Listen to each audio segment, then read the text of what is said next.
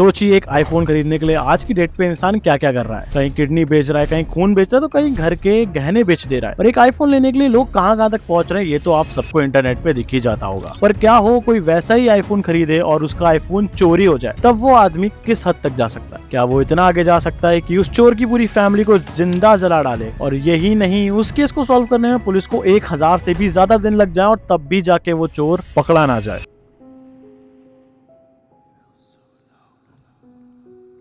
तो हेलो, अगर आप इस चैनल पे नए आए हो तो मेरा नाम है अरुण प्रताप सिंह और मैं इस चैनल पे ऐसे ही क्राइम, कॉन्स्पिरेसी और कमेंट्री वीडियोस डालता रहता हूँ। तो चैनल को सब्सक्राइब करो और जाके चेक करो। तो चलते हैं अपनी इस वीडियो की तरफ।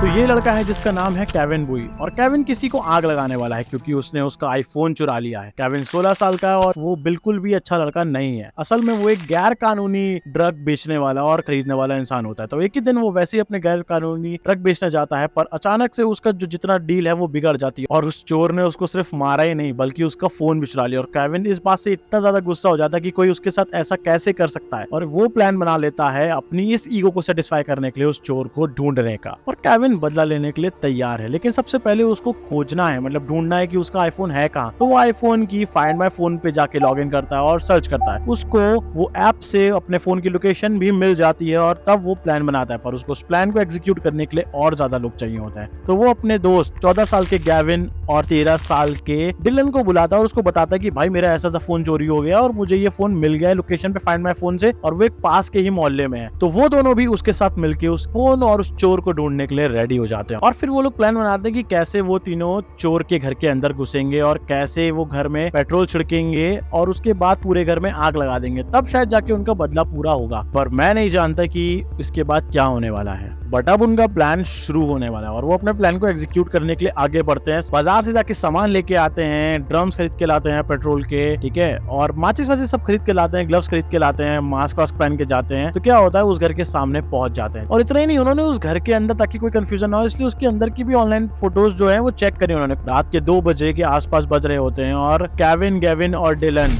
मास्क और हुडी पहन लेते हैं, चोर के घर की ओर बढ़ते हैं। जब वे वहां पहुंचते हैं, डिलन जो है वो घर के पीछे से घुसते हैं, जो कि पड़ोसी के कैमरे में भी उनकी फुटेज दिख रही होती है। पर यहाँ आप देख सकते हो कि उनको बिल्कुल भी चिंता नहीं है कि उनको कोई पकड़ने वाला है, क्योंकि उन्होंने अपना मास्क से फेस छुपा रखा है और हुडी पहन रखी है, जिसकी वजह से उनको कोई भी टेंशन नहीं है। तो वो लोग अंदर जाते हैं और वहां पे जाके दीवारों पे पेट्रोल छिड़कना शुरू कर देते हैं। सारे दीवारों को, फर्नीचर्स को पेट्रोल से छिड़क के वो गीला कर देते हैं और उसके बाद बिना कुछ सोचे कि इस घर में कोई होगा कि नहीं होगा, पूरा लाइटर निकालते हैं और घर को आग लगा देते हैं और अपना बाहर निकल आते हैं। और उनको जैसा लग रहा था कि उस घर में कोई नहीं होगा, उनका बदला पूरा हो जाएगा, सिर्फ वो चोर होगा, पर ऐसा नहीं होता। जैसे ही आग जलना शुरू होती है, धुआं फैलना शुरू होता है, तभी उस घर में रहने वाली 2 फैमिलियां, कुल मिला के 8 लोग होते हैं, उसमें से एक फैमिली के जो हस्बैंड होते हैं, जो फादर होते हैं, वो जग जाते हैं और वो अपने घर में ऐसे पूरा घूमते हैं, धुआं भरता हुआ देखते हैं। तब वो कोशिश करते हैं कि अपने बच्चों को, अपनी वाइफ को वहां से सेफली बाहर निकाल डाले। तो गेट के पास तो आग लगी होती है, पर वो विंडो से पहले खुद बाहर कूदते हैं, फिर अपनी बेटी की मदद करते हैं और साथ साथ में उनकी पत्नी भी बाहर आ जाती है। वो तो सेफ हो जाते हैं, पर तभी उसी घर में रहने वाली दूसरी फैमिली के जो मेल पर्सन होते हैं, जो हस्बैंड और एक पिता होते हैं, वो भी कोशिश करते हैं कि अपनी फैमिली को ऐसे करके बाहर निकालना है। तभी उस आग को देखते हुए पास में जो एक पुलिस ऑफिसर रेकी कर रहा होता है अपनी वैन से, वो भी वो आग देखता है और वो कोशिश करता है कि जाके उनकी मदद करे। पर जैसे ही वो अंदर जाते हैं, तब इतना ज्यादा धुआं भरने की वजह से और गर्मी की वजह से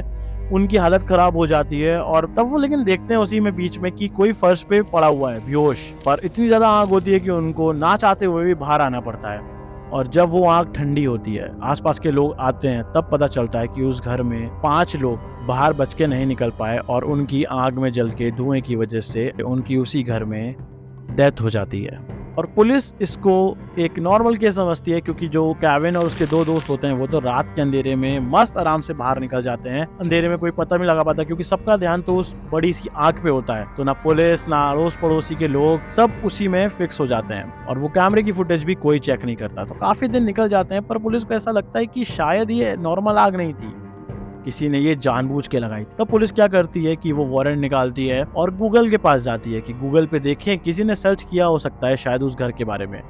जब वो लोग गूगल से रिपोर्ट निकालते हैं तब पता चलता है कि कुछ लड़के थे काफी टाइम पहले जिन्होंने गूगल पे उस घर की लोकेशन, और सिर्फ लोकेशन नहीं बल्कि उसके इंटरनल फोटोज, आसपास के एरियाज और रोड मैप्स भी सर्च किए होते थे। तो उनके आईपी एड्रेस को ट्रेस करा जाता है और वो आसपास के ही निकलते हैं। तो पुलिस धीरे धीरे करके वहां तक पहुंचती है और फाइनली पुलिस इतनी अपनी एकदम जान लगाए पड़ी है। वहीं पे जो केविन और उसके दो दोस्त होते हैं वो मस्त आराम से अंडरग्राउंड होके गेम खेल रहे होते हैं, टाइम पास कर रहे होते हैं, क्योंकि उनको लगता है कि कोई सबूत है ही नहीं और आग तो कहीं पे भी लग सकती है। उनका एकदम प्लान जो है वो 100% फुल प्रूफ है कि भैया वो नहीं पकड़े जाएंगे। पर पुलिस की इतनी मेहनत के बाद 1470 दिनों से भी ज्यादा लग गए, पर पुलिस फाइनली उनके पास पहुंच गई और वो लोग केविन, गैविन और डिलन को पकड़ लेते हैं। तो केविन की फोटो भी हमारे पास अवेलेबल है, गैविन की फोटो भी हमारे पास अवेलेबल है, पर क्योंकि जो डिलन था वो काफी ज्यादा 16, मतलब उसकी उम्र 13 ईयर से भी छोटी रही थी, जिस वजह से उसकी कोई भी फोटो पब्लिश नहीं करी गई। और जब वो लोग पकड़े जाते हैं 1400 दिनों के बाद, तब केविन जो कि उसका मुख्य आरोपी होता है उसको 60 साल की जेल होती है,